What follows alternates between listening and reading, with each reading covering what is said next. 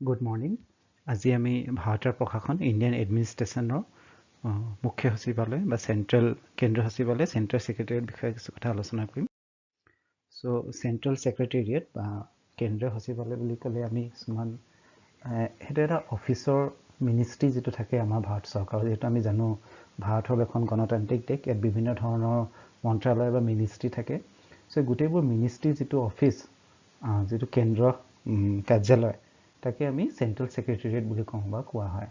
চ' এই মূল উদ্দেশ্যই হ'ল চেণ্ট্ৰেল ছেক্ৰেটাৰিয়েটৰ this office assist the minister heading the ministries ডিscharging দ্য ৰেছপনচিবিলিটিজ। আমি জানো যে মিনিষ্টাৰ এজনে অকলে গোটেইখিনি কাম কৰিব নোৱাৰে, আৰু আজিৰ তাৰিখত তেওঁৰ কাম হ'ল অতি জটিল বা কমপ্লেক্স ধৰণৰ থাকে, সেইকাৰণে বিভিন্ন ধৰণৰ ছেক্ৰেটাৰী, সচিব, উপসচিবৰ দৰকাৰ হয়। চ' সেইকাৰণে এটা অফিচ গঠন কৰা হয়, আৰু এই গোটেই অফিচৰ যিটো কমপ্লেক্স থাকে বিভিন্ন বিভাগ ছেকশ্যনক আদি কৰি, তাকে আমি চেণ্ট্ৰেল ছেক্ৰেটাৰিয়েট বুলি কওঁ। So, Central Secretariat stands for complex of ministries or departments whose administrative heads are designated as secretaries and whose political heads are ministers. So, আমি ইয়াতে দেখিছোঁ দুই ধৰণৰ মুৰব্বী থাকিব। এজন হ'ব যিজন এডমিনিষ্ট্ৰেটিভ প্ৰশাসনীয় মুৰব্বী, তেওঁক আমি ছেক্ৰেটাৰী বুলি কওঁ, আৰু এজন ৰাজনৈতিক মুৰব্বী থাকিব পলিটিকেল হেড, যাক মিনিষ্টাৰ বা মন্ত্ৰী বুলি কোৱা হয়। It is a collection of various ministries and departments. এইটো কথা মই অলৰেডি ক'লোঁ যে এইটো অনলি এটা বা হোম মিনিষ্ট্ৰী, ফাইনেন্স মিনিষ্ট্ৰী আৰু বিভিন্ন ধৰণৰ ফৰেইন মিনিষ্ট্ৰী গোটেইখিনি মিলি এটা কমপ্লেক্সৰ যিটো সৃষ্টি হৈছে, কালেকশ্যনৰ সৃষ্টি হৈছে, তাকে আমি চেণ্ট্ৰেল ছেক্ৰেটাৰিয়েট বুলি কৈছোঁ। চ' under the secretariat there is a network of agencies which are responsible for the execution of government policy.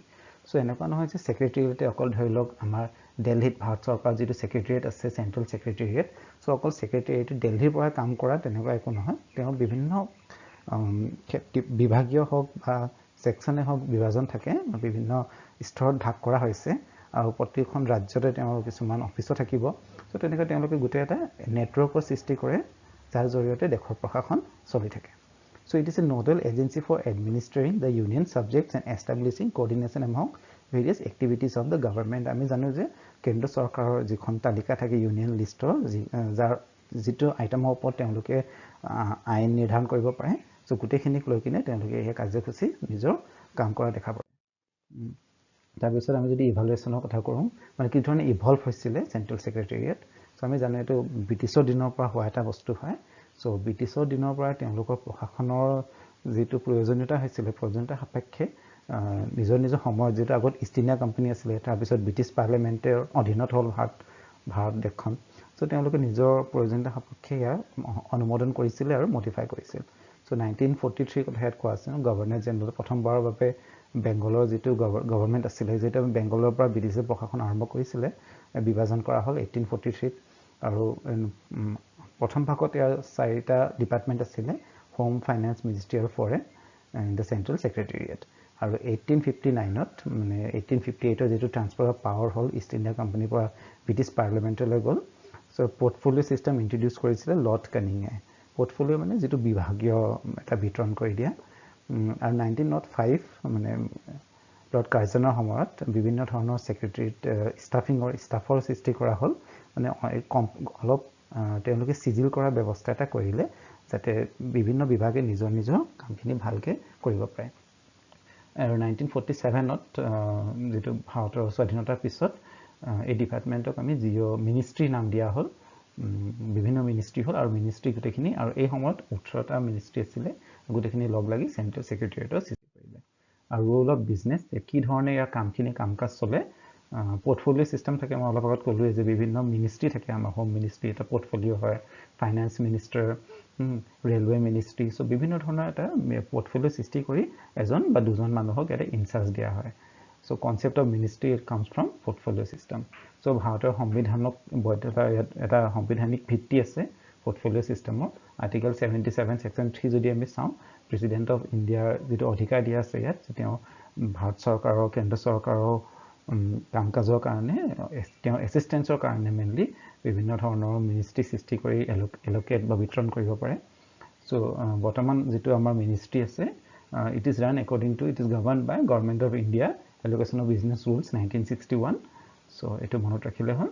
All ministry department govern by this rule are known as central secretariat. তাৰপিছত যদি আমি structure চাবলৈ যাওঁ মই অলপ আগত ক'লোৱে central secretariat এটা ইণ্ডিপেণ্ডেণ্ট বস্তু নহয় বিভিন্ন ধৰণৰ মিনিষ্ট্ৰীয়ে লগ লাগি বিভিন্ন মন্ত্ৰালয় একলগ হয়হে তাক আমি চেণ্ট্ৰেল ছেক্ৰেটেৰিয়েট বুলি কওঁ চ' চেণ্ট্ৰেল ছেক্ৰেটেৰিয়েট যদি আমি বুজিবলৈ যাওঁ আমি মিনিষ্ট্ৰী বুজিব লাগিব প্ৰথমে বা মন্ত্ৰালয় কি ধৰণৰ বস্তু হয় তাত কোন কোন থাকে so' generally ministry has 3 tier structure so' 3 ধৰণৰ বিভাজন ইয়াত কোৱা হৈছে চ' প্ৰথমজন হ'ল এজন পলিটিকেল হেড থাকিব মন্ত্ৰী বুলি কোৱা হয় আৰু বিশেষকৈ এজন কেবিনেট মিনিষ্টাৰ বা মিনিষ্টাৰ অফ ষ্টেট এনে ডেপুটি মিনিষ্টাৰ থাকে সেই বিষয়ে আমি পিছত আলোচনা কৰিম আৰু তাৰ তলত থাকিব ছেক্ৰেটেৰিয়েট মানে প্ৰশাসনীয় যিজন মুৰব্বী চ' ছেক্ৰেটেৰিয়েট আকৌ 2 ধৰণত ভাগ কৰা হৈছে অফিচাৰ্ছ আৰু অফিচ থাকিব অফিচাৰ্ছ মানে যিটো মানে মেন পাৱাৰ মানৱ সম্পদ যিটো তাক আমি অফিচ বিভিন্ন ছেক্ৰেটেৰী আণ্ডাৰ ছেক্ৰেটেৰী এডিচনেল ছেক্ৰেটেৰীত ভাগ কৰা হৈছে আৰু লগতে অফিচ থাকে কিছুমান ক্লেৰিকেল ষ্টাফ থাকে এক্সিকিউটিভ থাকিব তাত আৰু যিটো ছেক্ৰেটেৰিয়েট হ'ব ছেক্ৰেটেৰিয়েটৰ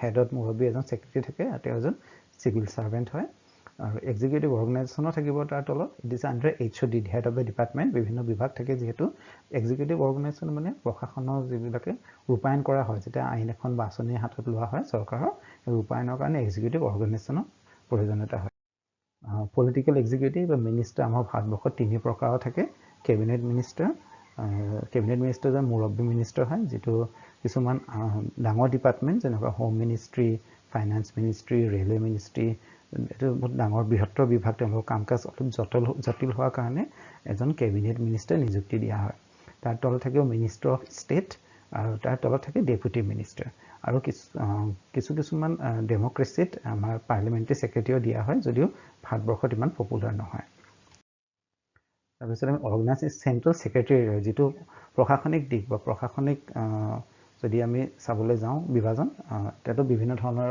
ভাগ কৰা হৈছে so' central secretary is a collection of several ministries and departments' but the central secretariat which is in reality a ministry comprising more than one department is recognise as a secretariat মানে সচিবালয়ৰ কথা কোৱা হৈছে ইয়াত আৰু সচিবালয় কি ধৰণে ভাগ কৰা হয় প্ৰথম থাকিব ডিপাৰ্টমেণ্ট অৰ্গেনাইজেশ্যন অফ মিনিষ্ট্ৰিখিনি আমি আলোচনা কৰিছোঁ বিভাগ থাকে তাৰপিছত বিভাগৰ তলতে আহিছে আপোনাৰ বিভিন্ন ধৰণৰ উইং থাকিব এইটো আৰু wing will be headed by additional or joint secretary আৰু মেইন যিটো ডিপাৰ্টমেণ্ট হয় ডিপাৰ্টমেণ্টৰ হেডত আপোনাৰ ছেক্ৰেটেৰী বা কেতিয়াবা এডিচনেল ছেক্ৰেটেৰী বা স্পেচিয়েল ছেক্ৰেটেৰী নিযুক্তি দিয়া হয় তাৰপিছত আহে ডিভিজনছৰ থাকিব ডাইৰেক্টৰ ডেপুটি ডাইৰেক্টৰ ডিভিজন মানে ধৰি লওক আমাৰ যদি ফৰেন মিনিষ্ট্ৰী হয় মেইন আচল ডিপাৰ্টমেণ্ট হ'ল ফৰেন মিনিষ্ট্ৰী তাৰপিছত উইং থাকে কোন কণ্টিনেণ্টেল উইং হ'ব পাৰে মিডল ইষ্ট হ'ব তাৰপিছত ডিভিজনছ থাকিব মানে কোনখন দেশৰ কোনে সেই কণ্ট্ৰলত থাকিব বিভিন্ন ডিভিজনত ভাগ কৰা হয় আৰব ডিভিজন থাকিব পাৰে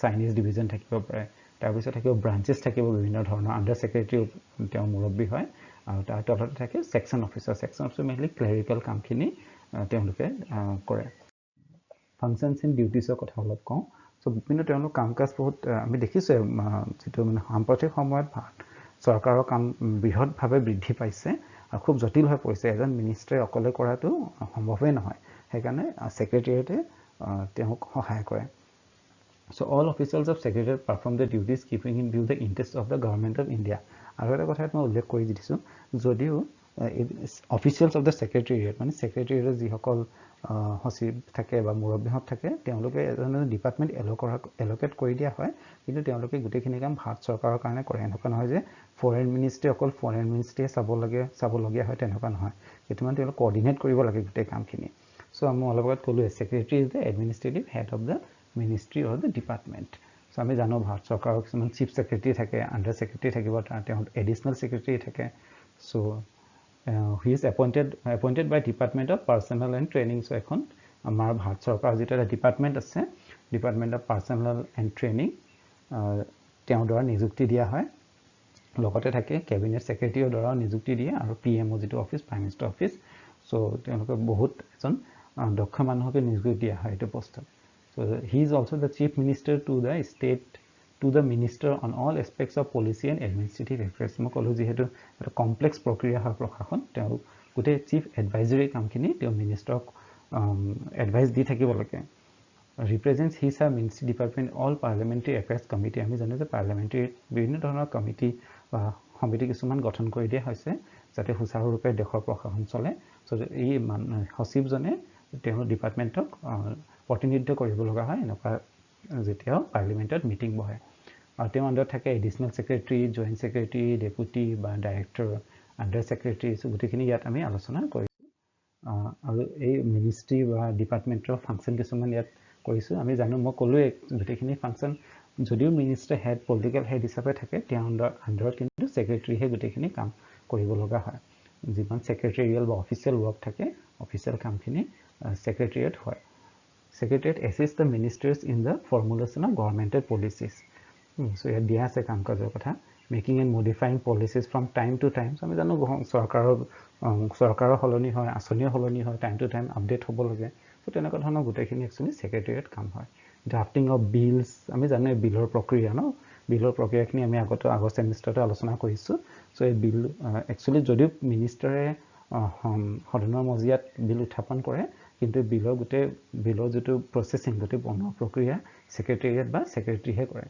চ' আণ্ডাৰটেকিং ছেক্টৰেল প্লানিং, আমি জানো বাজেটৰ ক্ষেত্ৰতো কোন ছেক্টৰত কিমান পইচা এল'কেট হ'ব, কিমান ফাণ্ড আহিব, কিমান ফাণ্ড দিব লগা হ'ব। চ' গোটেইখিনি ছেক্টৰেল প্লানিং, হেল্থত কিমান যাব, এডুকেশ্যনত কিমান যাব, নতুন ইউনিভাৰ্চিটি লাগে নে নালাগে। চ' তেনেকুৱা ধৰণৰ গোটেইখিনি প্লানিং একচুৱেলি ইয়াতে হয়। So' budgeting and controlling expenditure, এইটো বিত্তীয় যিটো আলোচনা। Supervision and control over execution of policies, অকল ফাণ্ড দিলেই নহ'ব, তাৰপিছত কাম হৈছে নে নাই, এক্সিকিউশ্যন কেনেকুৱা, ৰূপায়ণৰ ক্ষেত্ৰত কি আগবাঢ়িছে, কিমান দূৰ আগবাঢ়িছে, এইখিনি ছুপাৰভাইজ কৰা। কোঅৰ্ডিনেশ্যন এমং ডিফাৰেণ্ট ডিপাৰ্টমেণ্ট, মই ক'লোৱে জটিল প্ৰক্ৰিয়া এটা, বৃহত্তৰ আমাৰ বহুত বিভাগ থাকে ভাৰত চৰকাৰ। চ' গোটেইখিনিৰ মাজত কোঅৰ্ডিনেশ্যন নাথাকিলে সুচাৰুৰূপে কাম চলিব নোৱাৰে। চ' এই ক্ষেত্ৰতো কেবিনেট ছেক্ৰেটাৰীয়ে বা চেণ্ট্ৰেল ছেক্ৰেটাৰীয়ে খুব সহায় কৰে।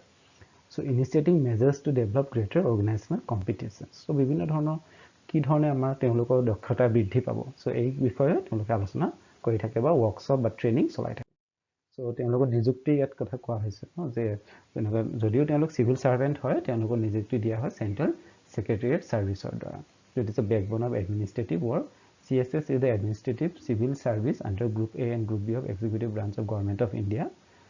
So সেইটো কণ্ট্ৰলিং অথৰিটি হয় CSS, আৰু ইয়াত কণ্ট্ৰল কৰা হয় ministry of personnel public grievances and পেঞ্চনৰ দ্বাৰা। And formerly it was known as imperial secretariat service. আৰু CSS যিটো এটা বিভাগে বিভিন্ন চেণ্ট্ৰেল ছেক্ৰেটাৰিয়েট বিভিন্ন বিভাগৰ কাৰণে মানৱ সম্পদ নিযুক্তি দিয়ে বা তেওঁলোকৰ ট্ৰান্সফাৰ পষ্টিঙৰ কথা আলোচনা হয়। চ' এইটো আছিলে আমাৰ চেণ্ট্ৰেল ছেক্ৰেটাৰিয়েট বিষয়ে কিছু কথা।